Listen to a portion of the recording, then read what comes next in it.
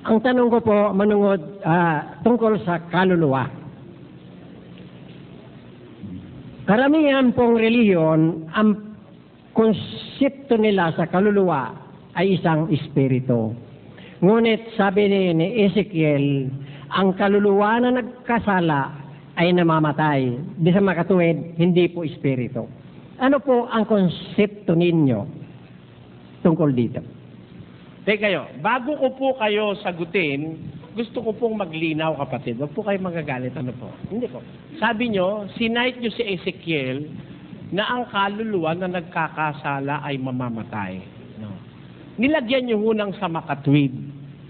Sa makatwid, ang kaluluwa ay hindi espiritu dahil namamatay. Sabi nyo, no? Hindi po ako conforme ron. Dahil meron pong espiritu na namamatay. Ganun po. Meron po sa Biblia ang espiritu na namamatay. At ang kamatayan ng espiritu ay dependyente sa kapangyarihan ng Diyos. Kaya pong patayin ng Diyos ang espiritu. Pakinggan nyo. 32-39 ng Deuteronomy.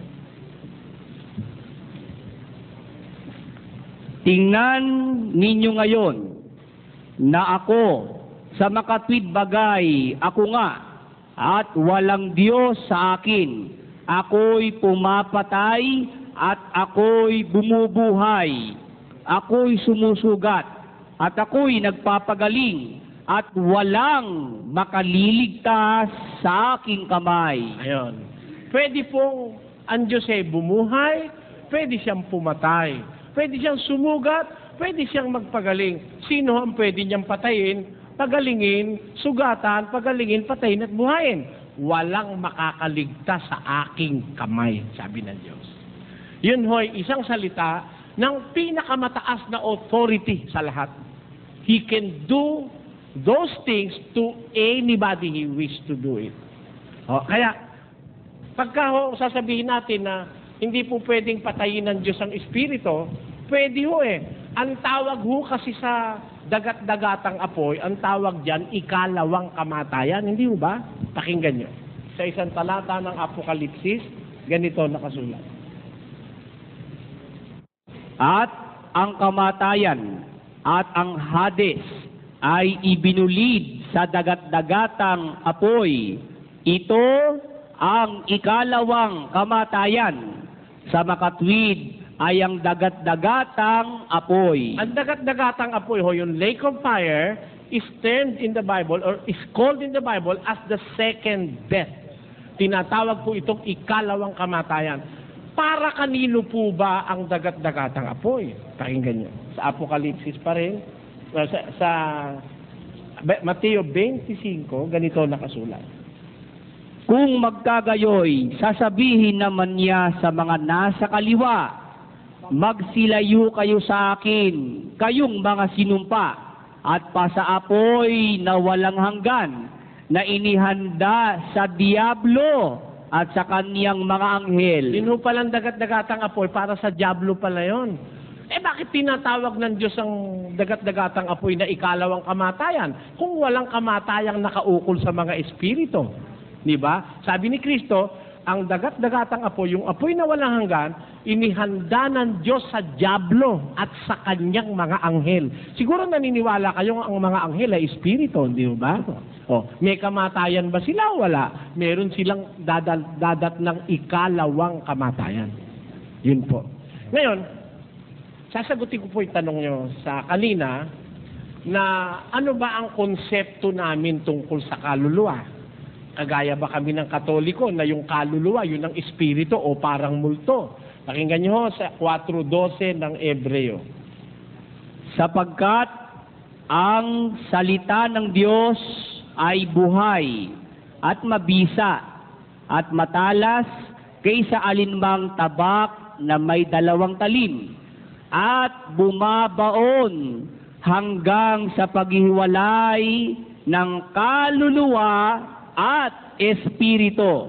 Yung po palang kaluluwa at espiritu na paghihiwala, yun ang salita ng Diyos. Meaning, hindi ho yung kaluluwa, yun ang espiritu. Hindi yun ang espiritu. Kasi yung kaluluwa at espiritu, napaghihiwalay sila ng salita ng Diyos. Kaya meron pong distinction yung espiritu at saka yung kaluluwa. Then what is the soul? Ano ang kaluluwa ayon sa Biblia? Genesis 2:7, pakinggan niyo po. At nilalang ng Panginoong Diyos ang tao sa alabok ng lupa at hiningahan ang kanyang mga butas ng ilong ng hininga ng buhay.